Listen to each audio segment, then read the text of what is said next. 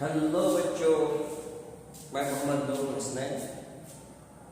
आपके channel NIC पे आपका स्वागत है। आज हम एक बेहतरीन टॉपिक को डिस्कशन करने वाले हैं। जिस टॉपिक पे करंट इलेक्ट्रिसिटी डिपेंड करता है, जिसको हम लोग क्या बोलते हैं, चार्ज बोलते हैं। क्या लिखा है? Charge. Charge is the most important for to current electricity and to large magnetic effect of electric current। Charge के बेसिक को समझना बहुत जरूरी है। चार्ज है क्या? कहते चार्ज एक प्रॉपर्टी है, गुण है, और गुण दिखाई नहीं देता है। ठीक है, चार्ज क्या है? एक गुण है। किसका? कॉन्स्टिट्यूएंट पार्टिकल का। कहते कॉन्स्टिट्यूएंट पार्टिकल क्या है? कॉन्स्टिट्यूएंट पार्टिकल किसी भी एटम के अंदर में 3 कंस्टिट्यूएंट पार्टिकल होता है, electron, proton as well as neutron. But हम लोग यहाँ पर हैं, जिस करंट इलेक्ट्रिसिटी को हम लोग पढ़ते हैं, स्टडी करते हैं, उसमें जनरली हम लोग इलेक्ट्रॉन का डिस्कशन करते हैं। प्रोटॉन का डिस्कशन क्यों नहीं करता? It's another matter. तो इलेक्ट्रॉन पर क्या रहता है? चार्ज रहता है। एक साइंटिस्ट था, मिलिकान ने इसको निकाल करके दिया, उस वैल्यू को निकाल करके दिया, लेकिन उसको हम समझते हैं वो कैसे आया, हमारे पास कैसे आया, क्या कॉन्सेप्ट लगाया, किस पे बात करेंगे, जब सब लोग देखेंगे। ठीक है, तो डेफिनेशन ऑफ चार्ज क्या कहता है? It is a property of a constituent particle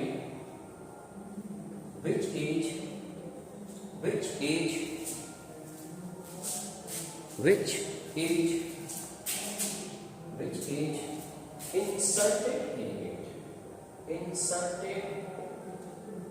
in it called charge। Charge एक प्रॉपर्टी है किसी भी कंस्टिट्यूएंट पार्टिकल का जो उसके अंदर में रहता है। It is the property of a constituent particle which is inserted in it called the charge। एक डेफिनेशन और भी बन सकता है क्या? It is a property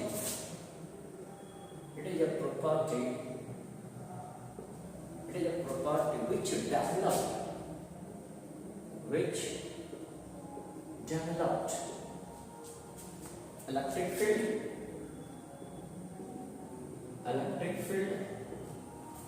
magnetic field as well as electromagnetic wave called charge।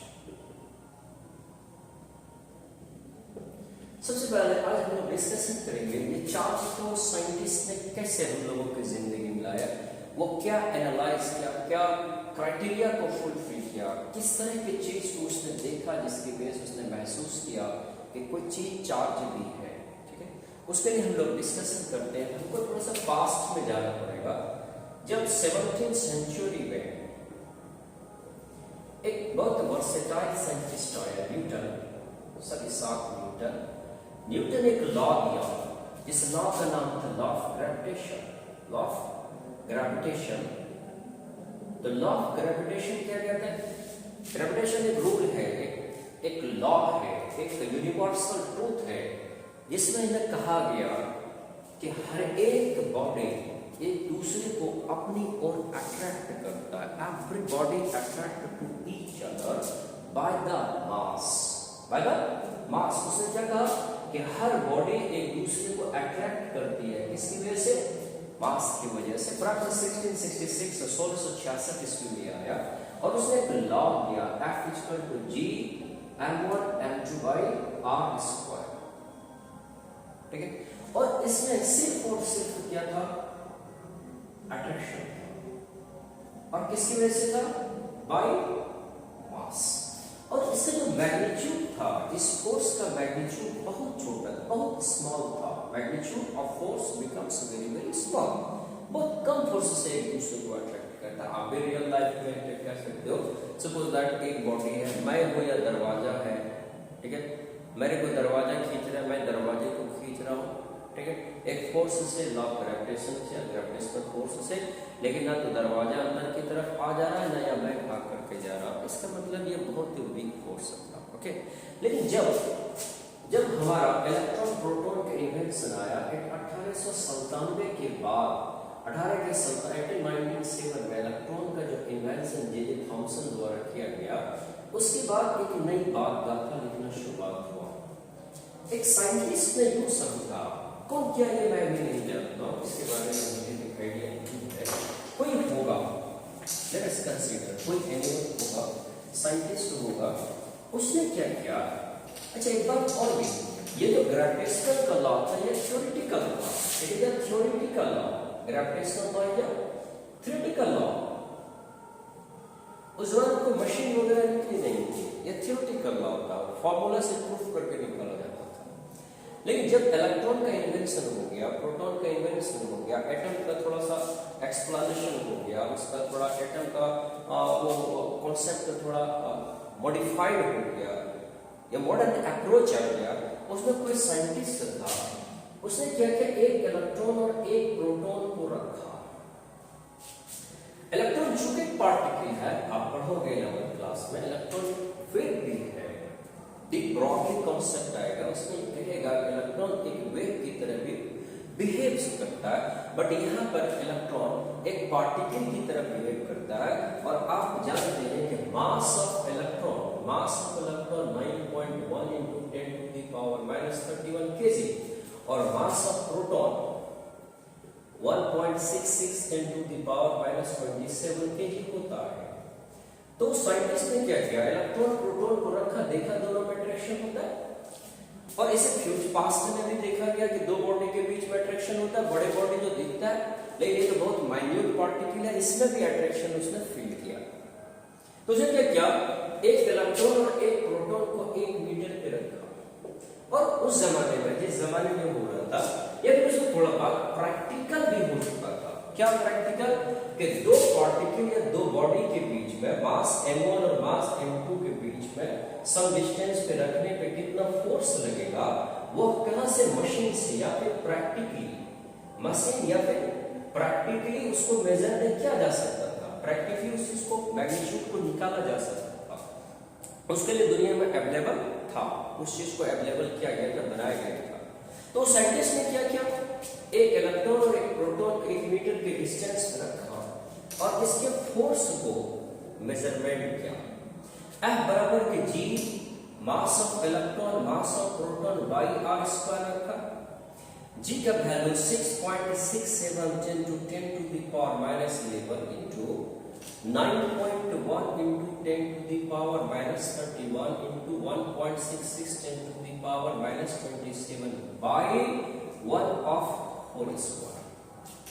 तो इसे कैलकुलेशन करते क्या पढ़ते हैं, अगर तीनों इसको कैलकुलेट 7 1 8 और 9 और इसको कैलकुलेशन किया, ऐसे रफ वर्ड में बोला जाए 9.1 into 10 1.66 into 10 to the power 7 10 to the power -60 Newton के रेंज में आता है।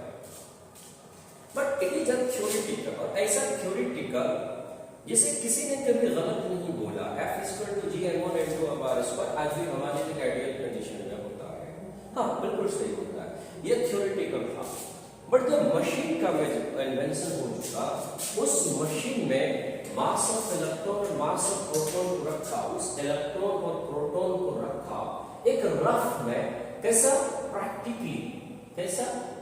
प्रैक्टिकली दोनों को रखा और उस दोनों के बीच में फोर्स को मेजरमेंट किया गया, तो उसने पाया कि लगभग 10 to the power -40 न्यूटन के रेंज में आता है।